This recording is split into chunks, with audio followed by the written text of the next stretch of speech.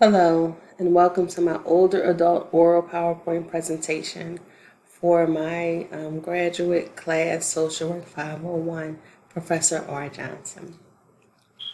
My name is Alicia Hilton, and I will be discussing my interview with my older adult and the developmental Erickson stage that I chose.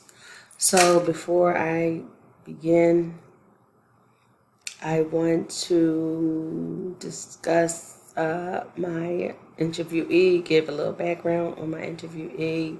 So for confidentiality purposes, I'm going to refer to her as Mrs. Danita Vance. Ms. Vance is 69 years old and my former co-worker turned family. I've known her for about 19 years and she is like a mom to me, which was definitely a blessing in disguise because my actual mom passed away about 20-something years ago. So I always say that God knows how to place the right people in your life at the right time. She was definitely appreciated because she definitely treated me as one of her own, and I'm always grateful for that.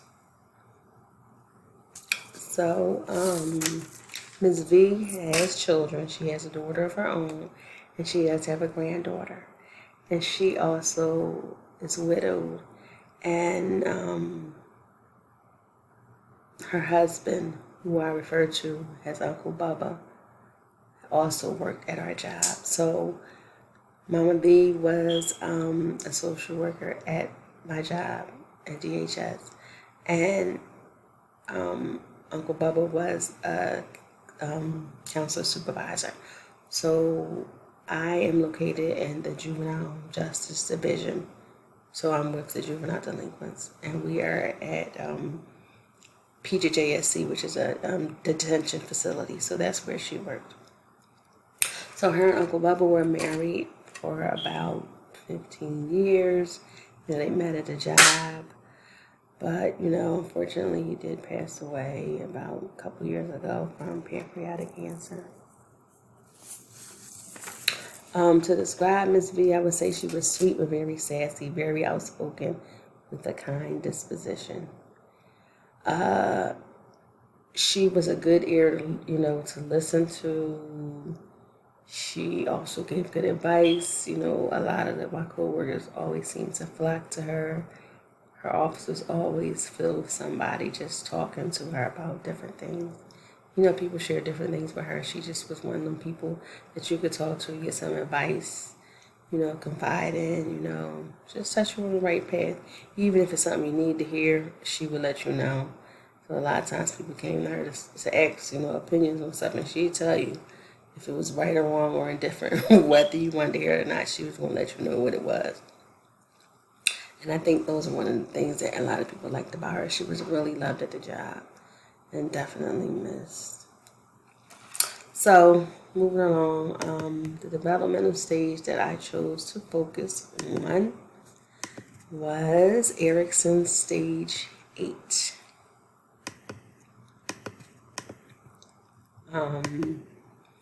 The older adult population is living longer and increasing in size in the U.S.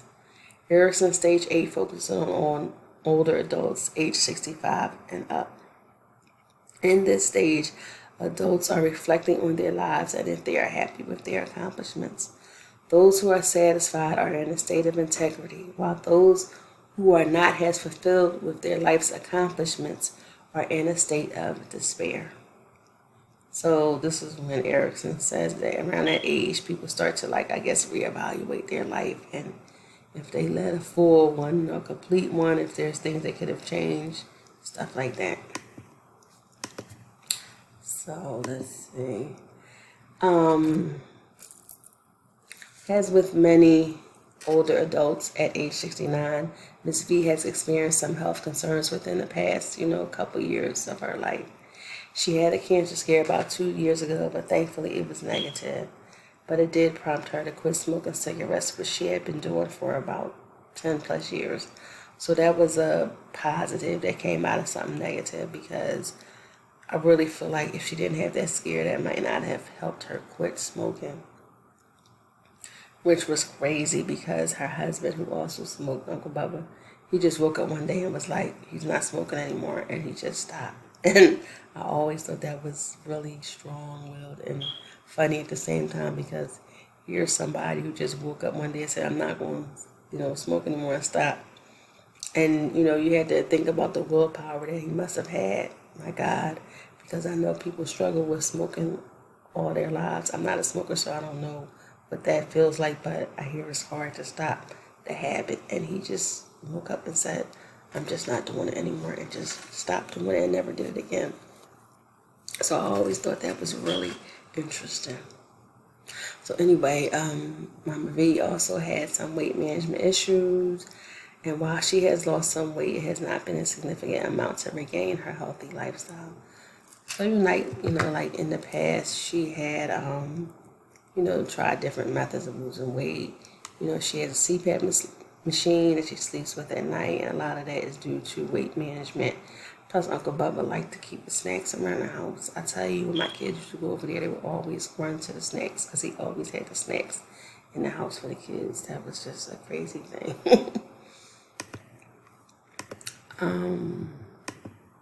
Although Mrs. V cancer scare was negative, her husband, Uncle Bubba, who was also a smoker, was not so lucky, and unfortunately he was diagnosed with cancer and had to undergo chemotherapy for about several years. Uncle Bubba had pancreatic cancer, and it seemed to go away but come back progressively for about 2 years. Then the last diagnosis was life-threatening, and he was not given much time to live. Sadly, Uncle Bubba did pass away from cancer back in 2018. Psychosocial crisis resolution. So in Erickson stage 8 of psychosocial development, older adults are forced to evaluate their lives and their accomplishments. Most are hoping to be in a state of integrity and being satisfied with their life well lived, while others may be experiencing a state of despair because they have not really accomplished much in their life. According to Erickson, there is a struggle between integrity and despair, which is influenced by the crisis that older adults experience when navigating towards a positive outcome after suffering a negative outcome. Looking at Kowalski M's attitude towards death, the perspective of Erickson's theory of psychosocial development, Kowalski concludes that psychosocial theory by Erickson is viewed to assume an essentialist approach in its explanation of all the stages, including the 8th stage of ego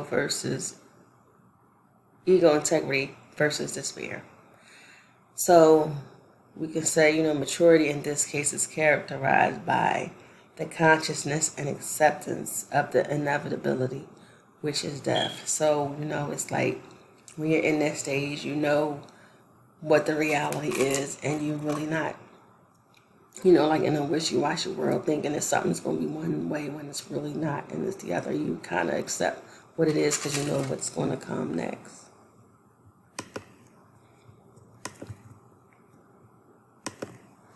Ms. V shared that she was not very religious, but her Christian upbringing was her foundation.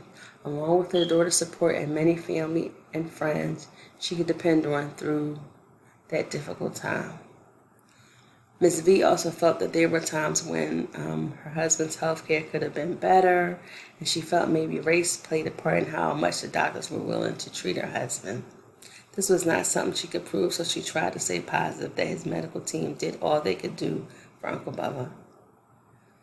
Despite all of the different life-changing experiences, Ms. V still always remained positive throughout her life.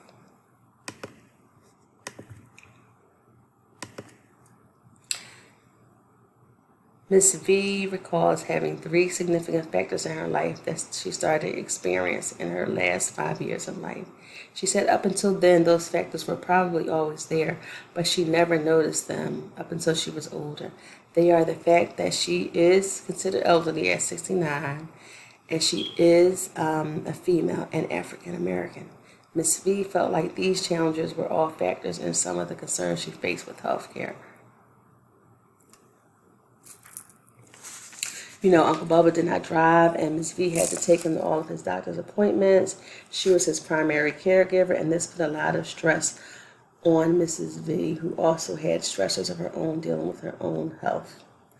However, being college educated, she was also a strong advocate and that helped her overcome feeling oppressed by the healthcare system. Applying the multi-system lens to opportunities that were presented to Ms. V to make sure her husband was given the best quality of care needed, she often spoke with a host of specialist doctors and other friends and family who may have experienced what she was going through. Ms. V wanted to make sure her husband's transitional care was exceptional and of good quality. She had plenty of support from family, friends, and coworkers. She still kept in touch with and her husband's nurse throughout the final stages in his life.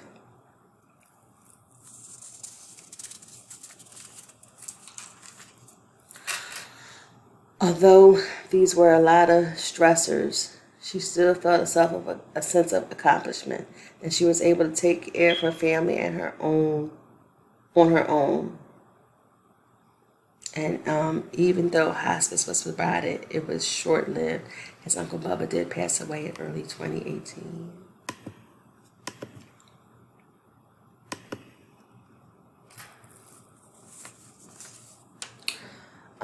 I do feel like Ms. Vance was in a state of integrity because she was, still thriving with all the challenges she was faced with. She still felt a sense of gratitude and accomplishment that she shared.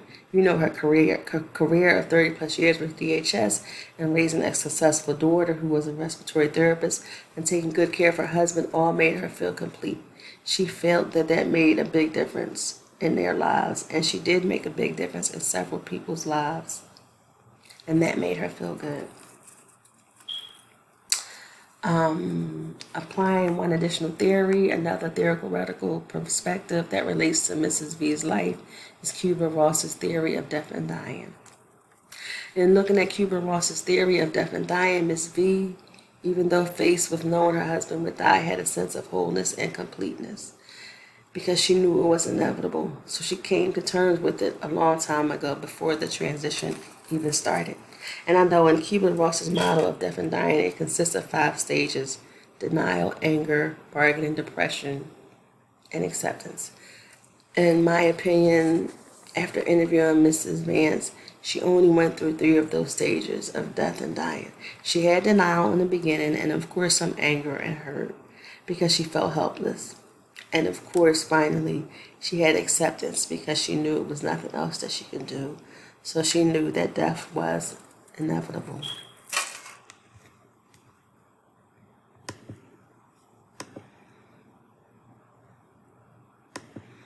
Erickson's stage of development can be different in each person's individual development.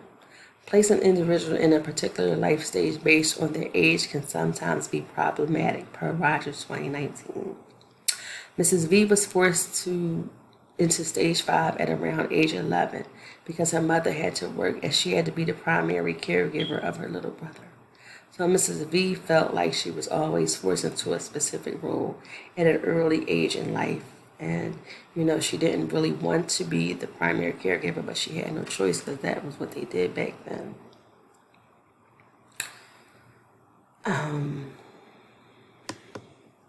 So that is my presentation, and these are my references. And I hope you guys have enjoyed my presentation. And I thank you for listening and watching. And this has been definitely an interesting class. And I hope to see everybody soon. Happy holidays, everyone. Take care and enjoy.